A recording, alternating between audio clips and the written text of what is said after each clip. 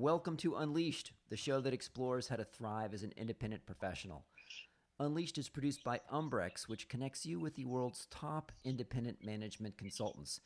I'm your host, Will Bachman, and I'm here today with Ken Cloke, who is an expert in conflict resolution. Ken, welcome to the show. Thank you very much. It's a pleasure to be here.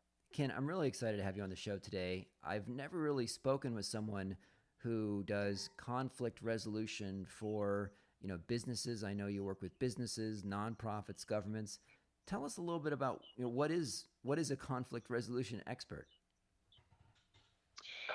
Well, conflict resolution is, in the first place, an ancient skill because as a species, we have had conflicts since the very beginning.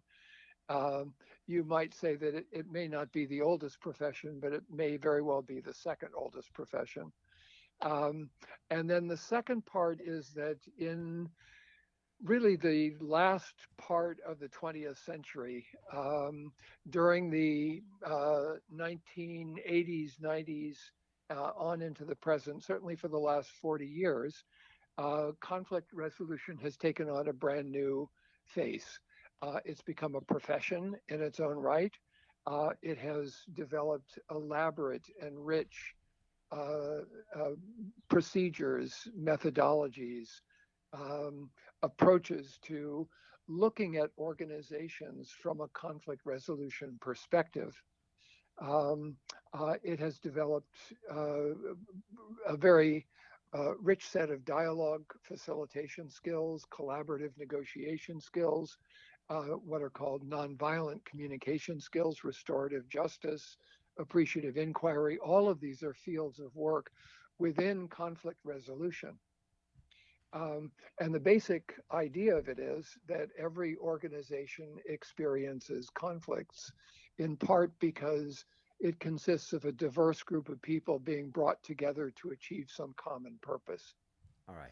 Um, So yeah, give us some examples of, and that's interesting because a lot of times you might think if there's a dispute, if you can't resolve it, you call the attorneys. That might be, but this is an alternate route. Tell us some examples of a type of situation where you might be called into a business to help resolve a conflict.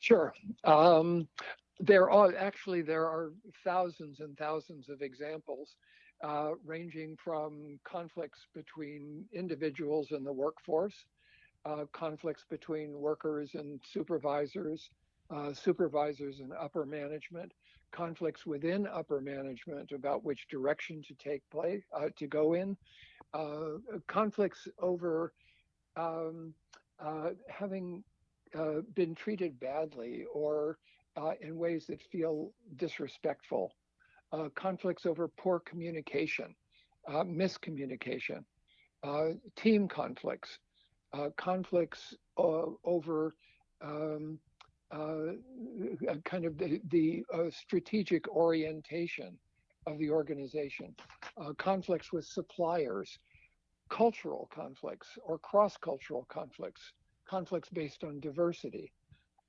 based on race, based on gender. Um, all of these occur in multiple ways throughout the workforce and throughout organizations.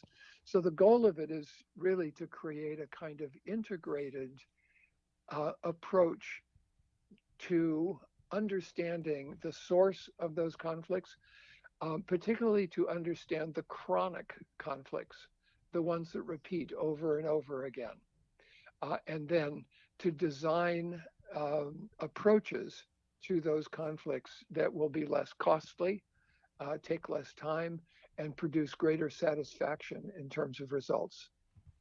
Fantastic. Could you give us some examples of, you mentioned that the field has built a wide range of procedures and approaches and techniques to help resolve conflict. Could you maybe walk us through an example that you've worked on? Obviously, you can sanitize it, but walk through an example of a conflict that you've helped with. And along the way, maybe share some examples of techniques or approaches that a non-professional and amateur, like myself or one of the listeners, could adopt you know, in our practice? Sure. There are so many. I've been doing this work over the last 40 years and have done thousands and thousands of these. Uh, Let's take a case where sure, you helped resolve a conflict sort of within upper management, because that's going to be pretty relevant to a lot of us. So maybe something where maybe the top team was not aligned, and you helped resolve a conflict among them. sure. Here's a conflict that took place in a Fortune 100 entertainment corporation between the two top leaders of the organization, both of them men. Um, and the person who was the CEO was in conflict with the COO, essentially, of the organization, um, not just over uh, kind of how the COO was managing things, but the perception of the CEO that the COO was undermining his uh, position, his authority, um, and a perception on the COO's part that the CEO was um, yelling and demeaning people and making his job more difficult. And what happened was that the two of them each believed that they were right and the other one was wrong about how they were approaching this. What they discovered through conversation was that they each had a different approach to solving the same set of problems.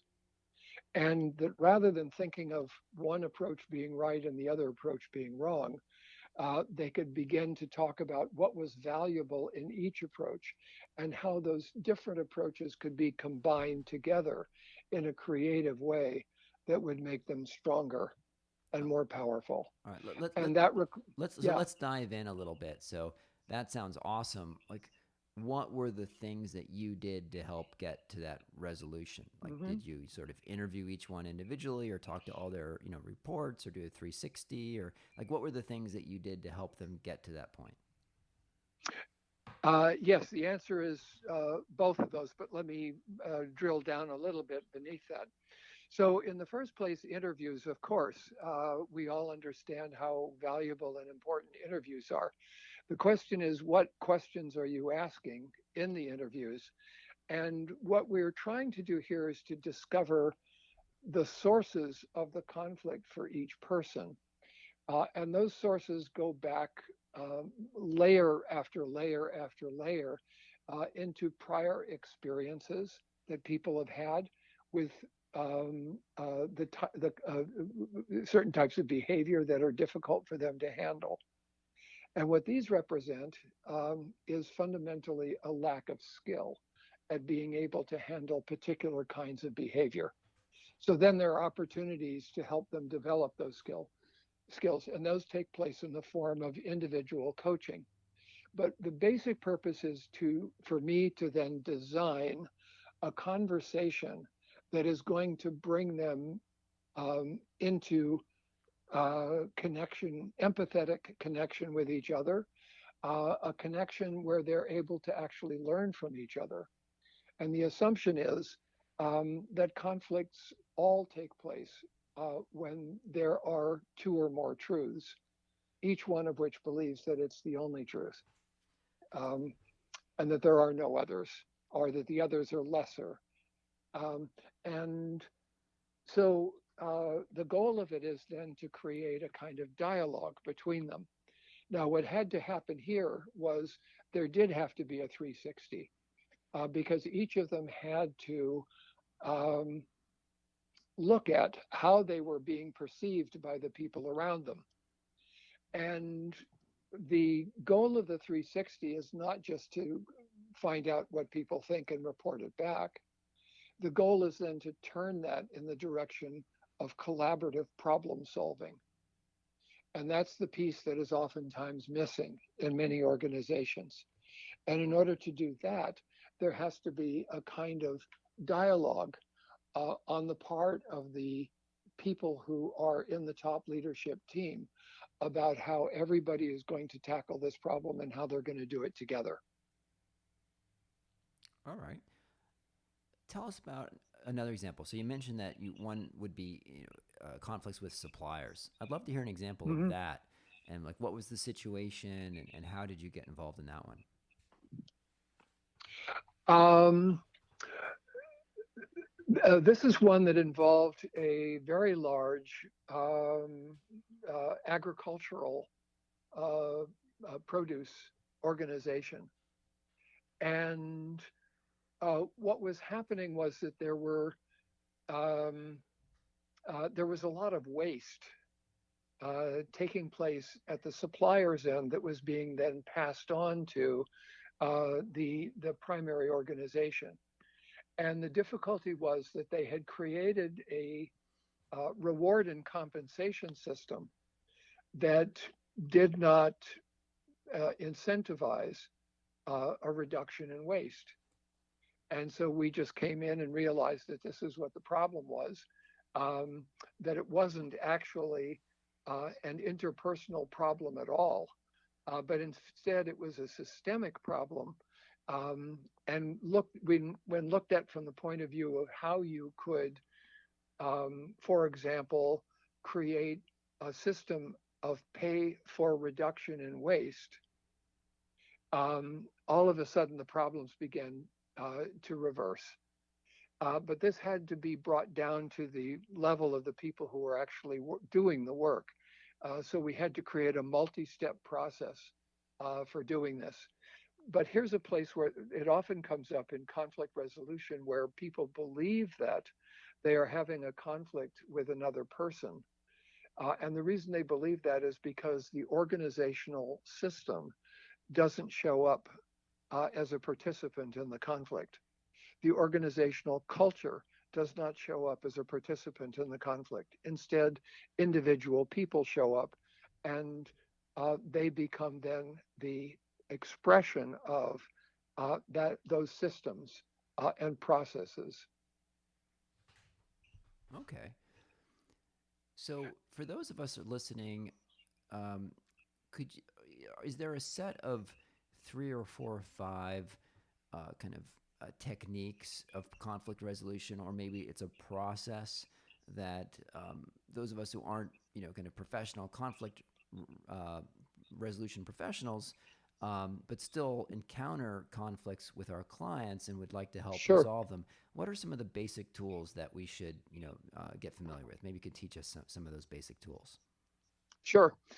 And I would say that it's not just for organizational conflicts, because the way that people behave in conflict um, is not limited to how they behave in organizations, but they do similar things at home, in their families, in their marriages, in their communities, as neighbors, whatever. But here are a couple of things that work. Number one, um, to describe the problem as an it rather than as a you. And every problem that you frame as a you can be turned into a description of a problem as an it, or a description of a problem as an I or a we. So, for example, if you say, you are lazy, um, the, that expression is going to predictably produce defensiveness and counter accusation. But if you say, there's a lot of work to be done, how should it be divided? Nobody's going to get defensive because you framed the problem as an it rather than as a you. The second thing is to shift the focus from the past to the future. So people can argue forever about who did it first. You did it. No, I didn't. Yes, you did. No, I didn't. Yes, you did. But if you ask, do either of you want it to happen again? The answer will be no. And you will easily reach consensus on a future course of action that will improve behavior moving forward. A third approach, and possibly the most powerful of these, is to shift the focus from positions to interests. A position is what you want, an interest is the reason why you want it. And when you state a position, you have presented it in the form of a win-lose game. Um, so if there's a total of 10 points based on winning, if I get 7, you get 3. But if I get 8, you get 2. And there's a different approach, which is the approach of interests, which is, why is this important to you? To simply ask that question. And then what you will get is an answer, is a question that can be answered in multiple ways. So if the reason that I want the air conditioning unit to be turned off is because I'm freezing, somebody can give me a jacket. We could bring in a space heater. But if the reason I want it turned off is because it's too loud and I can't hear you, we could bring in a microphone. I could speak louder. And what we discover is with interest, there are multiple ways of satisfying them that don't require a loser. Um, so those are sort of 3 top ones. There are others. Search for criteria for a successful solution. Um, Ask people, listen to the problem, and actually don't try to solve the problem until you've figured out and really discussed and plumbed a little bit deeper to figure out what the problem actually is. Because oftentimes the real problem is not the problem that presents itself for solution. Give us an example of that, of where you've gone into a situation and they gave you the surface problem. Say, please help us resolve this surface problem conflict, Yeah, but then you help dig deeper. sure. So here's one. This is another conflict in a leadership team between a CEO who is very hard driving and comes into work at 5:30 every morning um, and expects all of the people who are going to be successful in that organization to arrive within a half hour of him. And if you don't, you're in trouble in the organization. And what it turns out is, in working with him on these issues, people are pushing back and saying they've got kids, they can't really do it, they've got to take the kids to school, whatever it might happen to be. And it turns out that his father went to work at 5 in the morning and would get up before the sun rose and go downstairs to shower. And the CEO said he never saw his dad. And his dad missed all of his games because he was always working late. Um, and so I said, is that what you want for your family? And he just started to cry. And he said, no. And he then prepared a presentation. We prepared it together to his top leadership team, in which he said, here's what I have been doing, and I'm going to stop. And yes, I still have expectations that everybody's going to give their best effort to this, but we're going to have a lot more flexibility about how you do that and when you do it. Fantastic. So that, yeah, So, uh, yeah, go ahead. um, so these are some really helpful techniques. Do you have a kind of generic or general process to think about going through as you encounter a conflict to work on resolving it? So, is there sort of a set of steps, like figure out what's going on, and information gathering, and then is there step 1, 2, 3, 4 that you have? It's easy to identify those steps, and there are different ones for different types of processes. I wrote a book called Resolving Conflicts at Work with a colon. Subtitle is 10 Strategies for Everyone on the Job. And there identify 10 different strategies that you can pursue in trying to resolve workplace conflicts. There's a different set of strategies, for example, in what I call uh, large group, multi stakeholder consensus building processes. That is, when you're working with city governments, for example, or if you're working on environmental issues, or if you're trying to resolve zoning disputes, or any number of different issues that involve multiple stakeholders. And then there's a different set of sometimes 10 or 12 different ways of doing it. But the important thing to do is to reinvent those generic steps every time you do it. So, and not to assume that you know exactly how this one is going to come out, because everyone is going to be different. And in doing that, there are certain basic, what you could call values or principles that work. The first one that works is listening, listening deeply, not rushing into solutions, but actually stopping for a moment and asking questions about what is really going on here. And earlier this week, I taught a course on the art of asking questions. Um, and what we want to do is to figure out what are the questions that we need to ask that are going to help us get beneath the surface description of the conflict down to the actual level that it takes place at, which is much more profound um, and much harder to talk about, which is the reason why it's so defended. Could you tell us a little bit about how you kind of entered this field of conflict resolution? Yeah, actually, there were three things that kind of combined together. Um, in the first place, I was a judge. Um, I had been an attorney and had become a judge in California, and felt that the work that I was doing was, sort of relatively superficial and not particularly effective because the law as a project doesn't permit certain kinds of conversations that are exactly the kinds of conversations that need to take place in order for people to get to a place where they're able to resolve their disputes.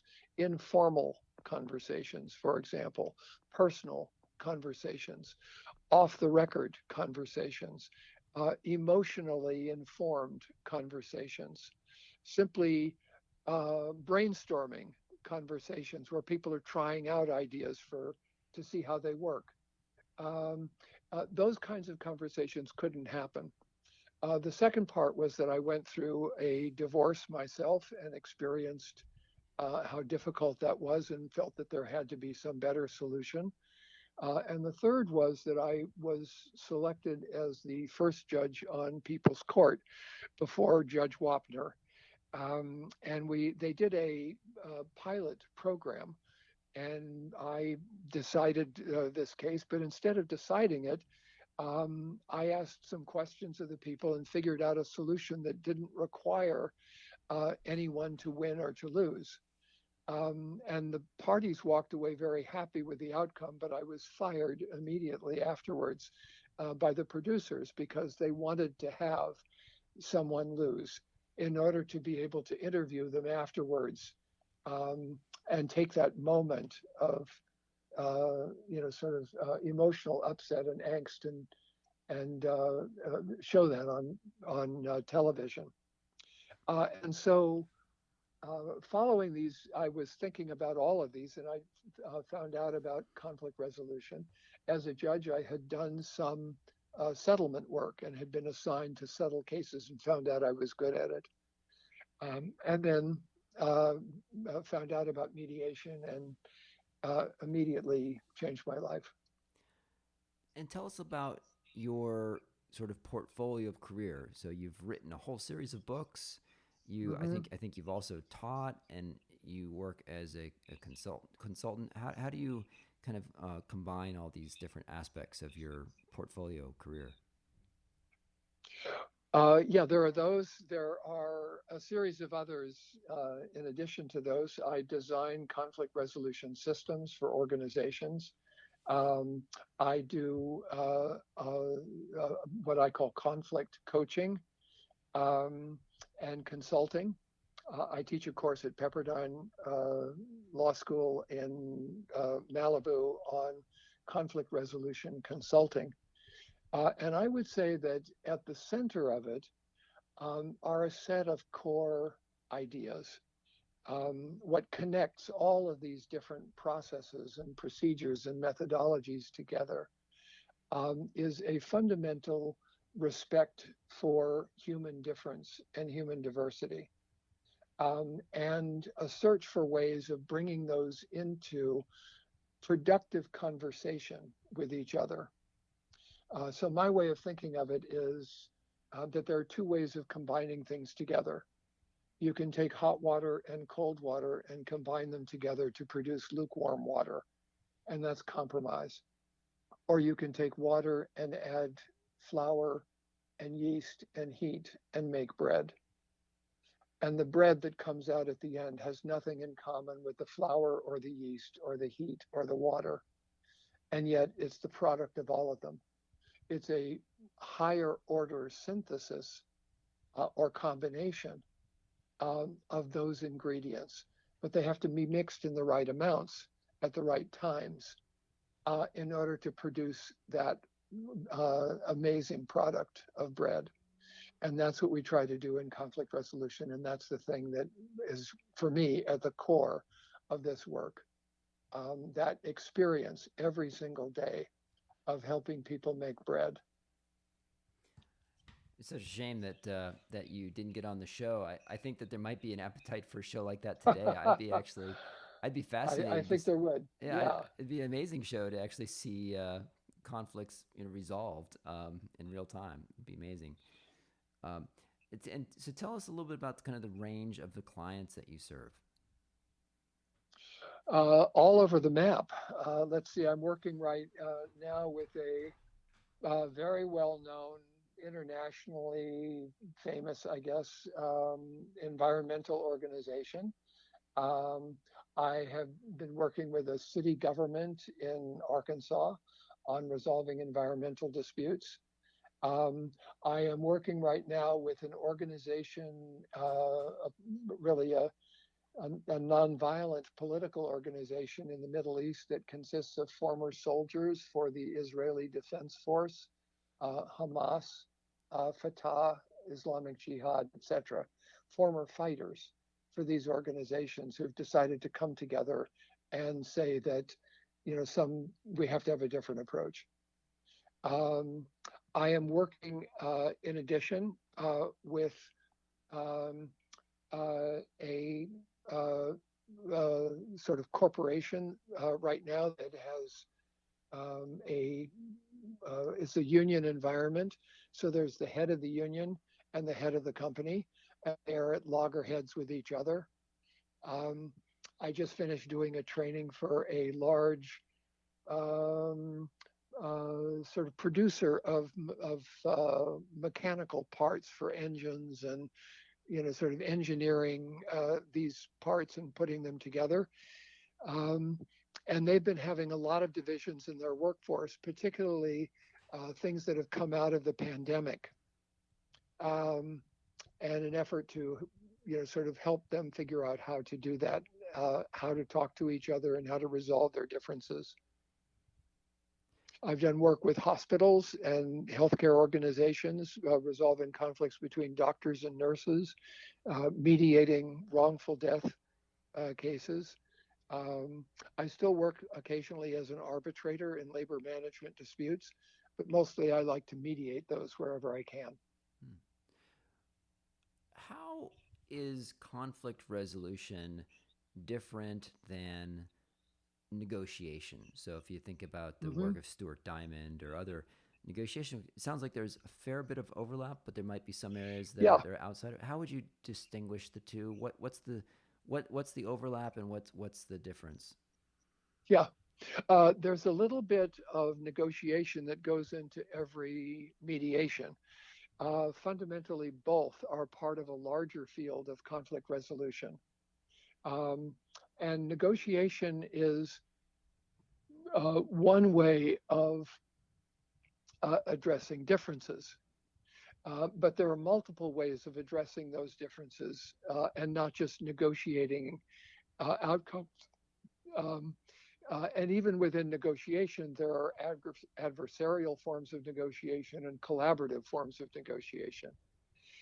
Fundamentally, um, what we, I think, realize in the process of negotiation is that we are not just negotiating quantities, we are negotiating qualities, the quality of our communication, the quality of our relationship, the quality of our process. And these are really essential um, to understand because whatever it is that we do that undermines the other side in order to gain some temporary advantage can create ongoing problems in the relationship that last much, much longer. So I spoke, for example, not too long ago with a union organizer in a collective bargaining dispute that I was mediating. And what he said was about the history of this case was that um, 3 years ago, he had been the head of the union also, and they had negotiated a deal that was a complete success for the union and totally destroyed their relationship. And now they're paying for it. And they had to come back here in mediation in order to reverse that process because the relationship was far more fundamental than the agreement that they reached and far more lasting. Hmm, amazing. Um, well, this has been incredibly educational for me, Ken. Where can people who wanted to learn more about your work and your books, where would you like to point them online? Probably the best place is my website, which is www.kencloke, that is CLOKE.com. Fantastic. And we will include that link in the show notes. Ken, thank you so Great. much for joining today. A total pleasure. Thank you very much for inviting me. I really appreciate it.